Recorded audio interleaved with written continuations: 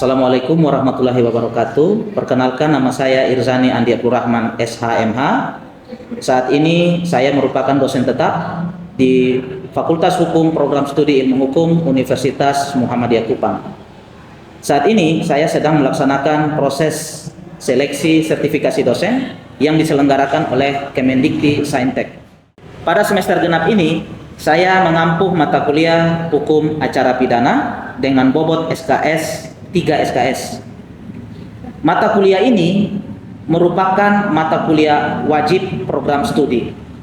Adapun capaian dari mata kuliah ini untuk lulusan yaitu bahwa mata kuliah Hukum Acara Pidana ini diarahkan untuk mahasiswa yang memiliki integritas, kemampuan analitis, dan pemahaman komprehensif tentang peradilan pidana di Indonesia. Mahasiswa juga diharapkan mampu menguasai dan menjunjung tinggi nilai-nilai keadilan dan menghormati hak asasi manusia. Hal ini karena di dalamnya menyangkut berkaitan dengan proses-proses penegakan hukum, baik itu proses penegakan hukum yang ada dalam perlindungan hak dan tersangka, terdakwa maupun korban, sehingga tentu terciptanya keseimbangan dalam penegakan hukum. Adapun capaian pembelajaran lulusan yang lain dalam konteks pengetahuan, yang pertama, mahasiswa harus mampu menguasai konsep asas hukum acara pidana, terutama dalam Kitab Undang-Undang Hukum Acara Pidana. Yang kedua adalah memahami tahapan proses penyelidikan, penyidikan, penuntutan, hingga pada proses peradilan. Yang ketiga, mahasiswa harus memahami apa itu alat bukti, pembuktian, serta prinsip-prinsip due process of law dalam perkara pidana. Dan yang keempat, mahasiswa harus mengetahui peran dan kewenangan penegak hukum, baik itu kepolisian, kejaksaan, maupun lembaga peradilan. Sedangkan capaian lulusan dari aspek keterampilan, yang pertama, mahasiswa harus mampu menganalisis hukum pidana berdasarkan hukum acara yang berlaku. Yang kedua, mahasiswa harus mampu menyusun dokumen seperti laporan kepolisian, berita acara BAP, membuat satu penuntutan atau surat dakwaan hingga pada tahap proses peradilan. Yang ketiga, mahasiswa tentu harus mampu mengidentifikasi permasalahan dalam hukum acara pidana, kemudian dapat menghadirkan solusi yang adaptif dan argumentatif. Dan yang keempat, mampu berkomunikasi secara efektif dalam diskusi dan simulasi peradilan pidana. Dalam deskripsi mata kuliah ini, hukum acara pidana dimulai dari tahap penyelidikan, penyidikan, hingga pada proses penuntutan dan proses peradilan. Ini satu rangkaian peristiwa yang kita sebut dalam criminal justice system, yang tentu di dalam mata kuliah ini berbicara berkaitan dengan proses penegakan hukum, baik itu mekanisme yang dirancang sesuai dengan ketentuan undang-undang yang berlaku. Hal ini adalah bagian dari penegakan hukum dalam konteks hukum material, yang mana penegakan hukum formil ini merupakan bagian yang sangat penting karena merupakan prosedural dari pelaksanaan hukum pidana itu sendiri. Baik, untuk melihat lebih jauh, mari simak video pembelajaran ini. Assalamualaikum warahmatullahi wabarakatuh. Selamat siang sekalian. Tentu sudah pernah bertemu saya ya. Semester sebelumnya kita sudah bertemu dalam mata kuliah hukum. Nah, pada kesempatan hari ini kita bertemu dalam mata kuliah Hukum Acara Pidana. Tentu mata kuliah ini berada di posisi semester 4 hari ini. Nah, pada pertemuan hari ini kita akan berbicara terkait dengan materi Hukum Acara Pidana, khususnya pada pertemuan kedua, yaitu berkaitan dengan hukum pembuktian dalam hukum acara pidana. Nah, adik-adik mahasiswa sekalian perlu dipahami bahwa hukum pembuktian ini merupakan salah satu mata kuliah yang berada di dalam ketentuan hukum acara pidana, yang mana tergambar mata kuliah ini dalam ketentuan hukum secara formil.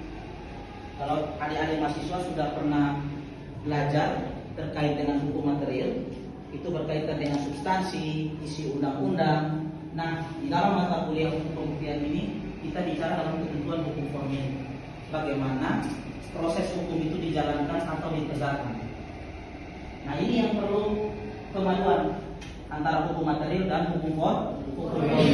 Jadi ada mahasiswa sekalian tidak hanya sekedar memahami bagaimana bunyi pasal, bunyi undang-undang, tapi juga bagaimana memahami apa yang harus dilaksanakan, bagaimana proses hukum itu ditegakkan, dan bagaimana orang itu dapat dihukum ataupun tidak dihukum. Nah, dalam mata kuliah hukum pembuktian ini tentu kita akan bicara banyak. Jadi tidak mungkin orang ditangkap, dipidana, dipenjara tanpa adanya alat bukti. Dalam mata kuliah ini tentu hukum pembuktian. Perlu didalami adik-adik bahwa sebelum saya memulai mata kuliah ini, materi ini, alangkah baiknya kita refresh terlebih dahulu ya. Karena muka-muka di semester 1 ini saya ketemu lagi di semester 4. Jadi tentu kita harus penyegaran terlebih dahulu. Mungkin kita absensi ya terlebih dahulu ya. Supaya saya bisa tahu jumlah mahasiswa. Kita ada berapa jumlah mahasiswa? 30. Mana ketua? Berapa jumlah mahasiswa? 31 ya. Tadi ada yang menyebutkan 30, tapi tidak apa-apa. Nanti kita coba untuk saya absensi satu persatu. Baik. Mulyadi Amamusa. Mulyadi Amamusa, ya. Muhammad Azhur. Muhammad Azhur ada. Anibani. Mana Anibani? Ada Pak. Anibani ada. Yoksan Mailan. Yoksan Mailan ada. Maria Vincentia Butal. Maria ya. Julius Petrus. Ende. Hanya ketua. Julius saya ingin memastikan saja namanya. Sampai tahu kan berubah ya di semester 4. Betania. Mana Betania? Baik, Betania hadir. Gracia Kanaibilik. Hadir Pak. Gracia Kanaibilik ada. Arifin Karim. Arifin Karim. Kamu rajin-rajin masuk ya? Iya. Ya ini semester berikutnya banyak kendala yang absensi ini. Jadi tolong di semester 4 diperhatikan kembali. Febriana Seran. Nah, Febriana Seran. Oh sudah ya. Oke. Muhammad Azhur sudah. Devan Tamono. Devan Tamono. Ernasia Oknamani. Mana? Betul. Tidak ada keterangan. Nah ini yang perlu dihindari ya, adik-adik ya. Karena materi-materi ini sangat penting. Posisi mata kuliah ini ada di 3 SKS. Jadi menjadi tanggung jawab dosen juga untuk mengetahui betul keadaan mahasiswanya. Ilham Umar Logam, Ilham ada. Quintus Sagur, Quintus ada. Aprianus ada. Noemina Pereira, Noemina ada. Cici Indah ada. Dimas Rahman. Dimas Alfa ya. Dimas Alfa ya. Ketua tolong dicek mahasiswanya. Keterangannya apa? Alfa. Memang tidak ada kabar sama sekali ya. Baik, teman-teman mahasiswa sekalian, di dalam hukum pembuktian ini adalah landasan paling fundamental di dalam ilmu hukum, terutama berkaitan dengan proses peradilan. Jadi perlu dipahami ya adik-adik ya, pembuktian itu hal yang paling fundamental. Mengapa sekarang paling fundamental? Karena ini menyangkut hak hidup seseorang. Tidak mungkin kita menghukum orang yang tidak bersalah atau kita membebaskan orang yang bersalah dalam proses peradilan. Jadi materi kuliah ini menjadi sangat penting adik-adik. Ketika kita bicara konteks pembuktian, pertanyaannya timbul, mengapa pembuktian itu sangat penting? Pembuktian adalah jantung dari proses peradilan pidana. Karena seseorang tidak mungkin dihukum tanpa ada pembuktian. Jadi sahnya satu perkara pidana dapat diajukan di dalam proses peradilan yaitu melalui alat bukti. Jadi adik-adik nggak boleh menuduh orang, menghukum orang, menjustifikasi tanpa alat bukti dalam konteks pembuktian. Nah perlu dipahami, ketika kita menyebutkan pembuktian di dalam hukum, baik hukum pidana, hukum perdata, hukum tata negara, yang perlu kita pahami khususnya dalam hukum pidana ada 5 alat bukti yang dipergunakan untuk memproses perkara. Jadi 5 alat bukti itu sudah diatur secara tegas dalam undang-undang. Nah ini kita kalau merujuk kepada KUHP yang lama ada 5 alat bukti, bukan KUHP yang mohon maaf KUHP. Jadi ada KUHP secara material, KUHP-nya secara formil. Ada 5 alat bukti. Polisi, jaksa, hakim harus melalui proses pembuktian ini ada 5. Yang pertama dalam proses pembuktian itu pasal 183 sampai 184 KUHP diatur mengenai pembuktian. 5 alat bukti itu di dalam KUHP pasal 183. Yang pertama adalah keterangan saksi. Yang kedua keterangan ahli. Yang ketiga surat. Yang keempat petunjuk.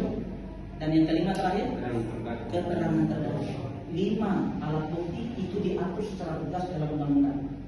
Dan penegak hukum harus melalui proses ini, baik dari tingkat kepolisian, penuntutan di kejaksaan hingga pada proses peradilan. 5 alat bukti: keterangan saksi, keterangan ahli, surat, petunjuk, dan keterangan terdakwa. Jaksa mungkin ada, atau mungkin teman-teman yang lain. Kalau saya bertanya kenapa penting pembuktian dalam konteks saksi, kenapa itu menjadi penting? Mungkin ada yang bisa memberikan pandangan. Jaksa mungkin atau teman-teman yang lain. Ketua, silakan. Sebelum kita lanjut, kenapa keterangan saksi itu menjadi sangat penting? Silakan. Ada yang mau memberikan argumen sebelum saya lanjut? Ya, silakan. Keterangan saksi menjadi penting karena di dalam satu perkara tentu kita membutuhkan keterangan saksi. Tujuannya untuk mencari satu kebenaran agar kebenaran itu bisa berakhir pada keadilan yang sama. Jadi mencari proses keadilan yang sama. Jadi dikatakan oleh salah satu teman kita ini. Ada yang lain? Kenapa keterangan saksi menjadi penting? Kan proses persidangan itu kan polisi selalu bilang yang kita butuhkan adalah keterangan saksi. Ada yang namanya saksi mata, eyewitness, salah satunya. Kenapa itu harus didahulukan? Tadi mengatakan bahwa itu merupakan hal yang sangat penting. Mungkin ada yang lain? Silakan. Siapa? Jimran, Yoksan. Siapa? Boleh? Ya, Yoksan. Bagaimana? Keterangan saksi ya seperti yang sudah dijelaskan Bapak, dia merupakan salah satu keterangan yang sangat fundamental bagaimana cara membuktikan suatu tindak pidana. Dalam keterangan saksi itu dibutuhkan kalau keterangan saksi tidak dibutuhkan maka putusan akan terkesan subjektif dan akan tercegah. Sehingga keterangan saksi juga menjadi salah satu, bukan satu-satunya, tapi menjadi salah satu indikator utama untuk hakim kemudian mengambil suatu keputusan yang kemudian akan melahirkan putusan yang benar dan sebagainya. Itu pendapat dari teman kita ya. Jadi tidak ada yang salah sebenarnya kalau kita mengutarakan pendapat, karena memang tujuan pembuktian seperti itu. Salah satu keterangan saksi, seperti disampaikan, saksi itu menjadi hal yang paling fundamental karena akan dikonfirmasi dari tingkat kepolisian, penyidikan, proses penuntutan hingga sampai pada proses peradilan. Nah, kalau kita lanjut ya, tujuan pembuktian. Ada tujuannya pembuktian itu menetapkan kebenaran material atas suatu tindak pidana secara objektif. Karena pembuktian itu ada dalam konteks hukum formil. Tujuan hukum formil itu dalam hal menegakkan hukum material. Jadi hukum material itu bunyi undang-undang ya, pasal barang siapa dengan sengaja mengambil milik orang lain bla bla bla. Ketika dikatakan saya mencuri, kamu mencuri, maka harus dibuktikan. Jadi itu tujuan pembuktian. Jadi memfasilitasi, memastikan bahwa apa yang dituduhkan sesuai dengan bukti yang kemudian terkonfirmasi. Ada yang namanya unlawful legal evidence, perolehan bukti dengan cara-cara yang tidak benar. Dan itu tidak dilegalkan atau tidak dibenarkan dalam konteks hukum. Pembuktian itu harus relevan dengan perkara yang sedang ditangani. Yang kedua, fungsi hukum dalam konteks pembuktian membatasi kewenangan hakim dan menjamin kepastian hukum bagi semua pihak. Membatasi kewenangan hakim dalam arti apa? Hakim tidak boleh mencari bukti di luar perkara yang tidak ada relevannya. Kalau perkara pembunuhan harus relevan, orang yang melihat kejadian seperti apa, di mana dia melakukan, karena ini ada kaitannya dengan hukum pidana, hukum acara pidana, ya. Maka ada namanya locus tempus delicti, tempat, waktu, dan perbuatan apa yang dilakukan. Membatasi kewenangan hakim supaya tidak overlapping, tidak terjadi tumpang tindih atau tidak terjadi pengambilan keputusan di luar dari konteks pembuktian yang kemudian tidak relevan dengan perkara. Jadi pembuktian itu konteksnya dua, etnisitas dan kemudian relevansi. Kemudian yang ketiga, landasan hukumnya sudah saya terangkan tadi, ada di KUHP ya, Kitab Undang-Undang Hukum Acara Pidana pasal 183 hingga 184. Itu pada KUHP yang lama. Nanti KUHP yang baru kita penyesuaian. Silakan adik-adik sudah terbit KUHP yang baru. Mohon untuk segera dibaca ya. Karena itu penyesuaian KUHP dan KUHP yang baru. Ada di dalam jurisprudensi, putusan-putusan hakim, ada dalam doktrin hukum pidana nasional maupun hukum internasional. Baik. Asas-asas hukum pembuktian. Nah, asas-asas hukum pembuktian. Teman-teman, asas-asas hukum pembuktian ini merupakan fundamental dasarnya. Kenapa harus dilakukan pembuktian? Ada yang pertama asas presumption of innocence, yang kita sebut asas praduga tidak bersalah. Seseorang sebelum ada putusan pengadilan nggak boleh dinyatakan bersalah. Yang berhak mengatakan itu adalah putusan pengadilan. Ini asas yang pertama. Jadi menuduh, membuktikan segala sesuatu atau menyangka harus ada dasarnya. Ya, tadi sudah keempat asas tentang pembuktian. Selanjutnya dari keempat asas itu ada kaitannya dengan beban pembuktian. Pertanyaannya siapa yang harus membuktikan? Yaitu jaksa penuntut umum. Wajib untuk membuktikan. Atau incumbit ponunt, siapa yang mendalilkan, siapa yang menuntut, maka dia punya kewajiban untuk membuktikan. Dalam konteks hukum yang berhak membuktikan adalah jaksa penuntut umum, JPU kan, sedangkan dalam proses peradilan mereka yang punya kewajiban. Ketika melalui pihak kepolisian dan sebagainya, yang wajib membuktikan adalah dari pihak kejaksaan atau jaksa penuntut umum. Jadi beban pembuktian itu ada pada jaksa penuntut umum. Nah, tetapi perlu kita pahami beban pembuktian juga ada namanya beban pembuktian terbalik atau pembuktian khusus. Nah, ini biasa ada dalam perkara-perkara tindak pidana khusus. Tindak pidana khusus ada yang tahu? Salah satunya korupsi, apalagi pencucian uang. Ini tindak pidana khusus karena berhubungan terutama dengan ekonomi yang berujung pada kerugian negara. Jadi seorang jaksa punya kewajiban untuk membuktikan. Dalam konteks pembuktian terbalik, beban pembuktian itu juga dibebankan kepada terdakwa. Tadi sudah diterangkan ya, beban pembuktian itu ada pada jaksa. Nah, ketika melalui proses ini sampai pada tahap pengadilan, dia masuk pada penilaian pembuktian oleh hakim.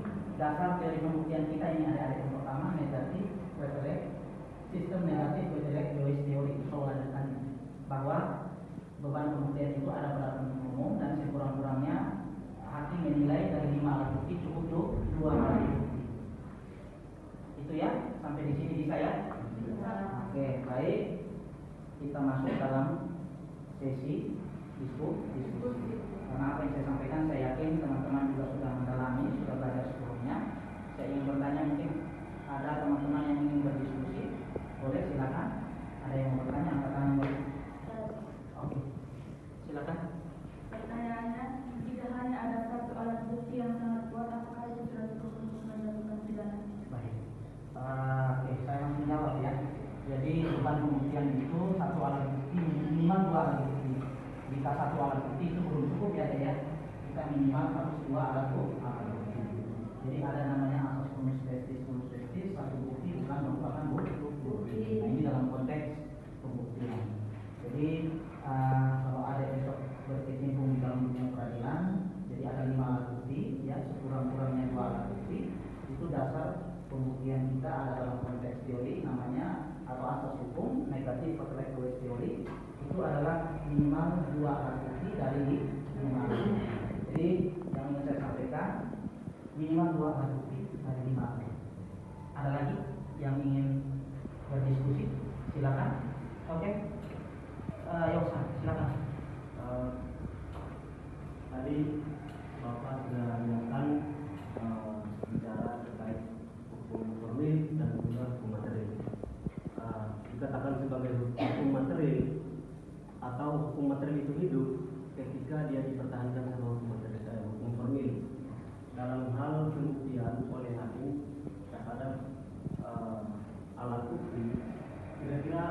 tadi sudah sempat juga Bapak jelaskan soal ada 5 alat bukti yang itu sangat fundamental dalam bagaimana menegakkan keadilan dalam hal pelanggaran yang telah dilakukan.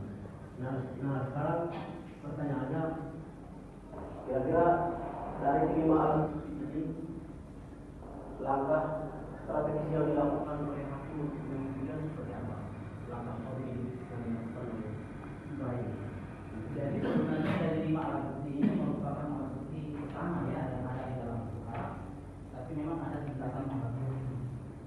Jadi ada namanya primary bukti, ada namanya alat bukti kedua atau secondary, dan ada yang namanya charter evidence atau pembuktian dalam derajat ketiga. Yang menjadi utama itu adalah primary evidence atau minimal alat bukti surat yang pertama, yang kedua dengan eyewitness saksi mata. Itu tingkatan. Biasa hakim mencari itu terlebih dahulu. Baru yang kedua dia turun kepada secondary evidence, itu biasa masuk alat bukti petunjuk karena masih dipersesuaikan. Tapi nanti kita coba mendalami UHAP yang baru karena ada penyesuaian ya terkait dengan alat bukti. Tetapi hakim wajib mengutamakan 5 alat bukti, tapi sekurang-kurangnya 2 alat bukti. Tetapi kalau ingin dijawab, sebenarnya 5 alat bukti itu dibagi dalam 3 tingkatan. Biasanya hakim mengutamakan kalau memang membutuhkan alat bukti utama, misalnya saksi mata, surat, biasanya itu diutamakan.